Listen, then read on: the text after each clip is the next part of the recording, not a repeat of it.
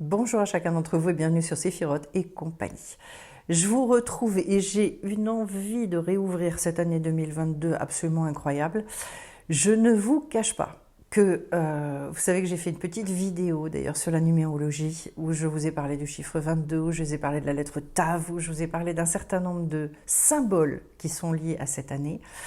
Je me réjouis profondément et je me réjouis d'autant plus que je suis absolument persuadée que c'est une année de grands tournants pour les inclassables ou les indigos. Parce que vous savez que ce que je ressens vraiment et profondément dans mes tripes, c'est l'importance aujourd'hui de remettre chaque indigo debout pour qu'il puisse prendre sa place et s'aimer et diffuser cette lumière si particulière qui est liée à la vibration de son âme. On n'est pas dans des choses évanescentes, on n'est pas sur de l'ésotérisme, on est sur quelque chose qui est beaucoup plus, j'allais dire, qui représente un vrai challenge, puisque chaque indigo va devoir prendre sa place, assumer son pouvoir pour pouvoir rayonner sa lumière, puisque le monde va avoir totalement, mais totalement besoin de chacun d'entre vous pour amener, je dirais, non, au-delà de la bonté qui caractérise l'indigo, mais les solutions qui vont devoir être trouvées pour participer à cette évolution radicale, je pense, très profonde que le monde est en train de connaître. Et en fait, ce qui a déclenché mon envie de commencer ces vidéos, il y a eu deux choses. D'abord parce que je sais que la connaissance, c'est quelque chose de primordial. J'ai moi-même, et je suis passée par plus de 10 années d'études intenses de la tradition hébraïque, et pas que. Et j'ai vu les fruits et j'ai vu ce qui s'était passé dans ma vie. D'où est-ce que je suis partie, où est-ce que je suis arrivée aujourd'hui, c'est-à-dire d'une femme qui était détruite et qui n'avait plus du tout sa place dans la société. J'ai compris quelle était ma mission, je me suis réconciliée totalement avec mon parcours de vie. J'ai eu une telle métamorphose et un accès à la liberté, et c'était mon leitmotiv dans ma vie. C'était comment est-ce que je peux accéder à la liberté. J'avais trop de freins, trop d'enfermement et même d'étouffement physique pour pouvoir continuer à me dire je vais continuer à vivre comme ça. Et vous savez, c'est souvent quand on est dans ces extrêmes limites que finalement on se dit cette fois-ci c'est plus possible, de toute façon la chose devient ma priorité absolue parce que je ne m'en sors plus. Et donc quand on est rendu dans ces extrêmes, et Dieu sait que les indigos ont eu des parcours justement très extrêmes souvent, avec une incompréhension souvent totale de pourquoi est-ce que finalement le sort semble s'acharner contre moi. Aujourd'hui, j'ai vraiment à cœur de vous transmettre ces connaissances. J'ai à cœur de non seulement de vous exhorter, mais de vous donner des clés concrètes pour justement que vous puissiez vous-même avancer, utiliser tout ce savoir, l'expérimenter, le mettre au service finalement de votre accès à la liberté. Parce que ce qu'il va y avoir à faire dans le monde, je ne peux pas le réaliser seul. Même si on est 10 ou si on est 100, on ne pourra pas, même à 100 dans le monde, le réaliser. C'est-à-dire que chacun va devoir essaimer, et chacun avec ses dons particuliers. J'en ai certains, mais je suis loin de les avoir tous. En revanche, plus on sera nombreux, et plus chacun, là où il est, en trouvant sa place, va pouvoir créer cette espèce de maillage absolument extraordinaire et répondre aux défis qui sont devant nous maintenant, et y répondre avec sérénité, avec amour, dans le non-jugement, dans, je dirais, un espoir absolument colossal, c'est-à-dire des êtres qui sont suffisamment connectés à leur âme pour comprendre que plus il y a d'obscurité, et plus ça veut dire que la délivrance est proche, et plus ce que nous avons à faire est important. Je le redis et je le remets en lien avec ce qui s'est passé à la sortie d'Égypte. La sortie d'Égypte, tout le monde voit ça, allez, le miracle, la mer qui s'ouvre. Mais avant la mer qui s'ouvre, et avant que les Hébreux ne puissent sortir. Il s'est passé plein d'épisodes, et notamment les 10 plaies dont vous avez forcément entendu parler, même si c'est que via un film, mais en tout cas, voilà, ces 10 plaies d'Égypte, dont une d'ailleurs, une des plaies a été l'obscurité, une obscurité totale. Ce que je peux vous dire, c'est que il y a une partie des plaies, tout le monde a vécu, et il y a une partie des plaies où à un moment donné, le peuple hébreu a été mis complètement à part. Il n'y avait que le peuple égyptien qui était finalement soumis à ces plaies-là. Retenez bien cette chose-là, parce qu'à partir du moment où on va se positionner de façon juste et qu'on va vers la liberté, on sera de toute façon mis à l'abri aussi de certaines choses. Et ça, je pense que c'est une notion très importante que vous pouvez retenir. La deuxième chose, c'est que il y a eu ça a été une épopée. Ils sont sortis, je dirais, après avoir tué l'agneau, donc symboliquement après avoir tué justement le côté esclave en eux, pour retrouver finalement leur place. Et c'est vraiment tout ce que j'ai à cœur de faire dans ces vidéos. Alors il y a une chose par laquelle je vais commencer, un récit fondateur, qui est le récit de ce qui s'est passé dans le Jardin d'Éden avec Adam et Ève, mais une relecture complète, parce que ce qu'on nous a appris, ce sont, je dirais, bon, d'abord c'est faux, voilà, je vais le dire, je vais être franche, on va y aller franco, dans l'interprétation des choses. Déjà, on nous a dit que finalement la grande faute, ça avait été de croquer dans l'arbre, c'est-à-dire en fait, le fruit de l'arbre, c'est quoi? C'était d'accéder finalement à cette connaissance de c'était quoi le bien et le mal, le tov et le ra. Et puis, ne se rendant pas compte qu'en fait, il était bien prévu qu'ils accèdent à la connaissance, puisque déjà, une première chose, ils devaient manger de ces fruits-là. C'était pas le problème. La seule chose, c'est qu'ils l'ont fait trop tôt. Ça aussi, c'est une chose très intéressante, mais je peux pas développer sur tout. En revanche, quand ils ont croqué dans ce fruit, donc ils ont accédé, c'est là que leurs yeux se sont ouverts, et c'est là qu'en fait, ils ont accédé à quoi? À quel type de connaissance? À qui ils étaient vraiment? Et la vraie erreur qui s'est produite à ce moment-là, c'est qu'au lieu d'aller regarder du côté du bien qu'ils portaient en eux, ils sont allés regarder du côté du mal. Alors, je vous arrête tout de suite, parce que j'entends déjà les petits ciboulots qui se disent on est dans un discours moralisateur, etc. On n'est absolument pas dans la morale, parce que nous sommes dans un monde de dualité dans lequel bien et mal se côtoient. D'ailleurs, il faut vous préciser que chaque fruit était bien et mal. C'est pas qu'il y avait des fruits bien et il y avait des fruits qui étaient mauvais. Non. C'est un fruit qui contenait les deux. D'ailleurs, il n'est pas dit qu'elle a mangé 2 fruits. Elle en a mangé qu'un, ça suffit. Voilà. Donc, ce que je veux vous dire, c'est que tout ça est très indissociable. Et que quand ils ont décidé d'aller regarder, entre guillemets, au mal, en fait, ils sont allés regarder à la partie d'eux qui était encore inachevée, à la partie d'eux qui demandait à être complétée par. Et donc, pourquoi est-ce que je commence par vous raconter cette histoire-là? Parce que je ne cesse de rencontrer des gens en consultation qui fonctionnent sur ce mode-là. C'est-à-dire qu'au lieu d'aller regarder du côté lumineux, de tout ce qu'ils ont su faire d'extraordinaire dans leur vie, de ce courage inouï, parce qu'il faut quand même se dire que l'indigo, avec les parcours qu'il a, il y a une persévérance, il y a quelque chose qui dépasse l'intelligence à un moment donné. Il y a des personnes qui disent d'ailleurs, je ne sais même pas comment j'ai tenu, je ne sais, avec du recul, je ne sais pas comment j'ai fait. Parce qu'en plus, oui, l'indigo, il attend toujours l'extrémité pour réagir et se dire, là, je sais que je vais y passer. C'est presque une question de santé, c'est souvent une question de santé, où il se dit, de toute façon, je suis en train d'y rester. Et donc, quand ça n'est vraiment plus possible, alors à ce moment-là, il cherche à sortir de la situation. Vous avez besoin aujourd'hui, chacun d'entre nous, on a besoin, et c'est quelque chose je pense, on travaillera jusqu'à la fin de notre vie, de développer un bon œil sur vous.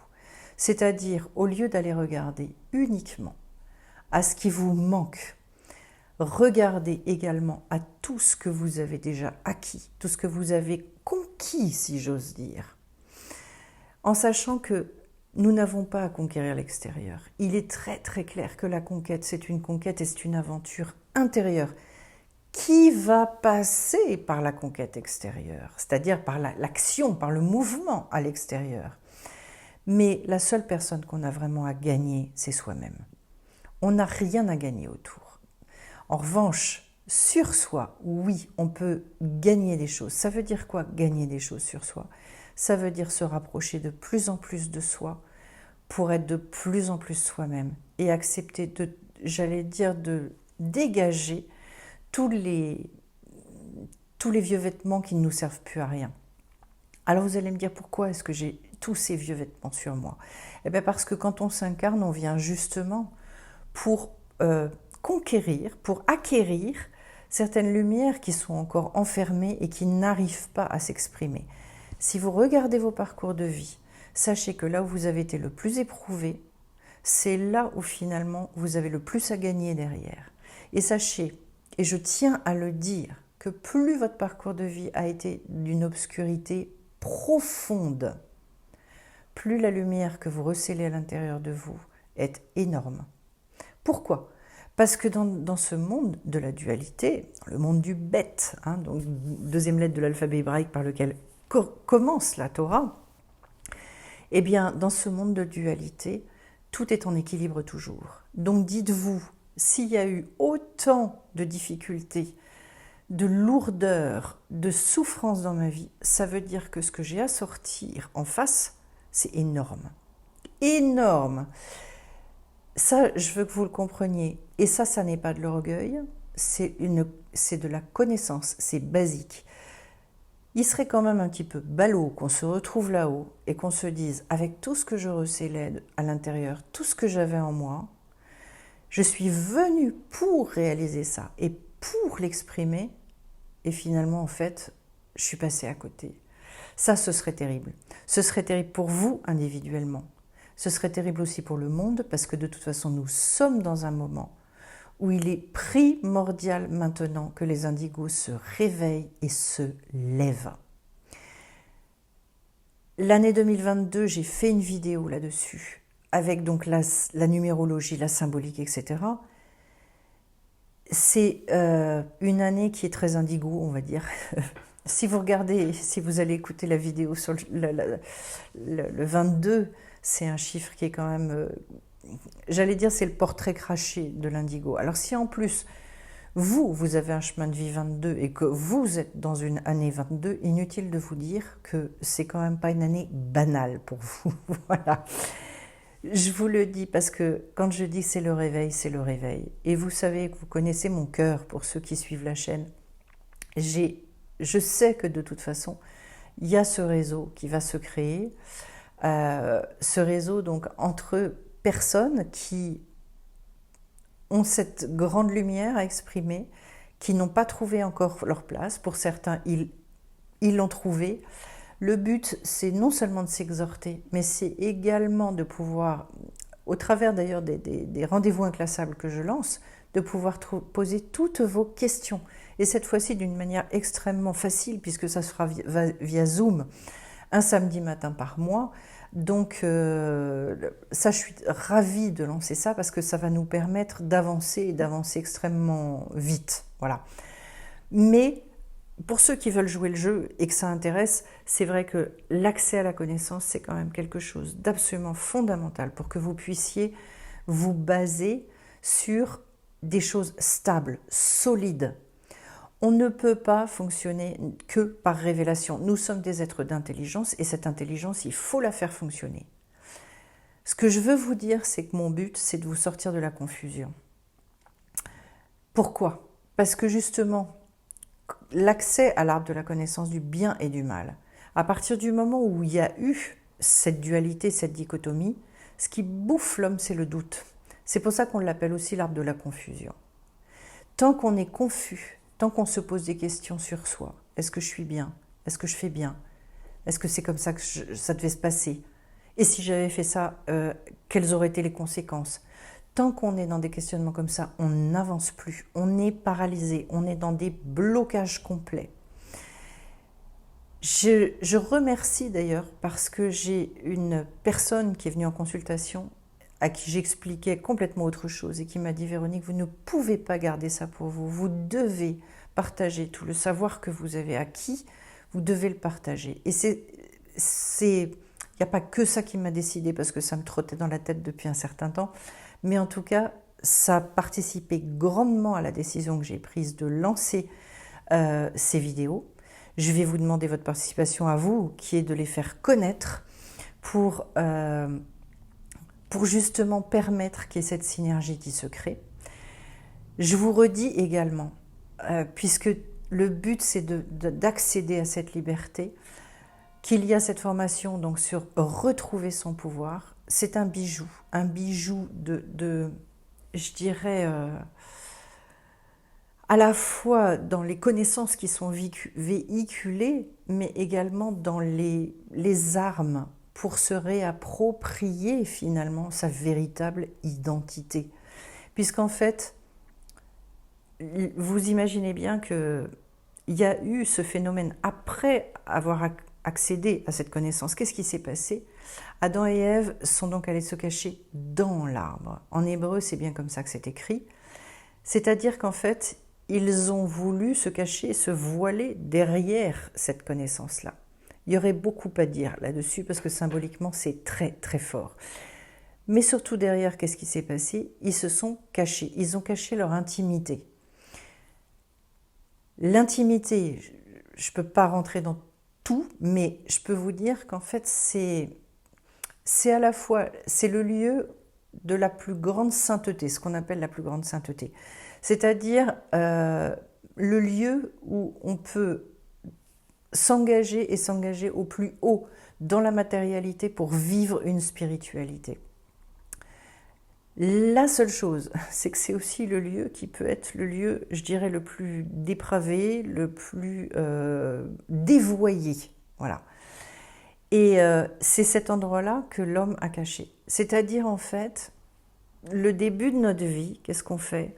On masque finalement toutes nos zones d'immaturité, le temps de grandir, le temps d'accéder à la connaissance, le temps de comprendre comment les choses fonctionnent, d'apprendre à nous connaître, et petit à petit finalement de réenlever toutes les couches qu'on a pu mettre pour pouvoir devenir véritablement soi. Il y a tellement d'indigos qui me disent encore aujourd'hui, Véronique, mais je ne peux pas être moi-même. Je n'arrive pas de toute façon à me positionner dans le relationnel. Et donc, en fait, qui ont quelque part renoncé soit à avoir des relations, c'est-à-dire qu'ils ont une vie de reclus, se sont mis en retrait de la société, soit ils sont dans une espèce de bagarre constante au niveau de leurs relations, soit ils se suradaptent et ils n'arrivent pas à être eux-mêmes. Il y a des solutions. Le tout, c'est de comprendre comment les choses fonctionnent pour pouvoir être juste vis-à-vis de soi et vis-à-vis de l'autre. Voilà, donc tout ce que je viens de vous expliquer aujourd'hui, vous voyez, c'est à la fois pour vous expliquer que 2022, c'est une année phare, une année d'opportunités extraordinaires, pour qu'au sein de l'obscurité, les indigos puissent, ça y est, commencer à briller, à se remettre debout et à trouver leur place. Ça, c'est primordial. Deuxième chose, l'accès à la connaissance. Mais une connaissance qui ne rend pas confus, une connaissance qui libère. J'insiste là-dessus et j'en profite pour vous dire un mot. Aujourd'hui, nous sommes dans une société qui justement nous retire une grosse partie de notre liberté en entretenant la confusion. J'en parlerai lors de la prochaine vidéo, je ferai une vidéo spécifique sur ce sujet-là et je ferai aussi une vidéo sur la 5e dimension parce qu'on entend parler de la 5D partout et j'entends dire beaucoup de choses, voilà. Mais globalement, si vous trouvez quelqu'un qui vous a véritablement défini ce que c'était que la 5e dimension, vous m'appelez, vous me contactez parce que je n'ai jamais trouvé. Moi, je vais vous la définir et je vais vous dire très concrètement ce que c'est. Et comment on s'inscrit là-dedans et pourquoi est-ce que c'est justement sur cette ère du Verseau, c'est le challenge. Mais très concrètement, je vous donnerai le nom et je vous dirai ce que c'est et comment s'en servir. Voilà. Ensuite, l'autre chose, donc, c'est aussi pour fédérer. C'est un mot que j'ai toujours adoré. Quand j'étais musicienne, c'était vraiment, j'avais ça à cœur et j'avais créé vraiment cette troupe qui a passé vraiment des moments extraordinaires ensemble, d'ailleurs, je crois. Et donc, là, maintenant, il ne s'agit plus d'une troupe théâtrale et musicale, il s'agit des Indigos. Et donc, je veux fédérer autour de ce projet sans exclure personne. C'est-à-dire que, bien évidemment, tout le monde est le bienvenu. Je crois que, voilà, mais la chaîne, elle s'adresse principalement aux Indigos aujourd'hui. Donc, n'hésitez pas à en faire part aussi et n'hésitez pas à venir faire un tour pour voir ce qui s'y passe. Ensuite, parce que, oui, ce que je veux préciser, c'est que ce partage-là, il est primordial pour se désenclaver de sa solitude, pour se rendre compte déjà, parce que qu'est-ce que ça fait du bien, mais à chaque fois, les personnes qui me disent « Mais Véronique, c'est la première fois qu'on me comprend », le besoin d'être compris et de partager ça avec d'autres. Je ne sais pas si vous voyez la joie de ces partages, de ce que je vis de très très beaux moments avec les gens qui me témoignent de tout ça. La seule chose, c'est que j'ai envie d'ouvrir et de ne plus profiter seule de ce que je vis. J'ai envie de partager aussi cette joie-là. Donc voilà, c'est une troisième chose, donc c'est de fédérer en plus derrière. Et puis la quatrième, c'est également donc de vous donner des clés beaucoup plus poussées, puissantes au travers des formations. Et donc retenez bien cette formation aussi pour retrouver son pouvoir, pour toutes les personnes qui n'ont pas encore trouvé leur place et qui ne savent pas comment, je dirais, se positionner face au monde. Retrouver cette dignité absolument extraordinaire. Cette formation, elle est faite pour vous.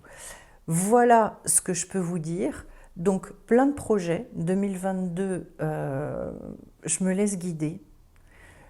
Je ne veux pas savoir ce qu'il en sera demain, mais aujourd'hui, j'avais ça au fond de moi et je ne pouvais pas faire autrement que de vous le partager. Je vous remercie d'avance pour vos retours, pour vos commentaires dont j'ai besoin, parce que ça me porte aussi vos likes, voilà, qui permettent aussi à la chaîne de s'entretenir et de se développer. Et puis n'hésitez pas à partager. Merci à ceux qui soutiennent la chaîne financièrement. Je vous retrouve de toute façon bien vite et je vous présenterai mes vœux, on va dire un petit peu plus tard, j'attends encore un peu. Voilà, à très vite à tous, plein de belles choses.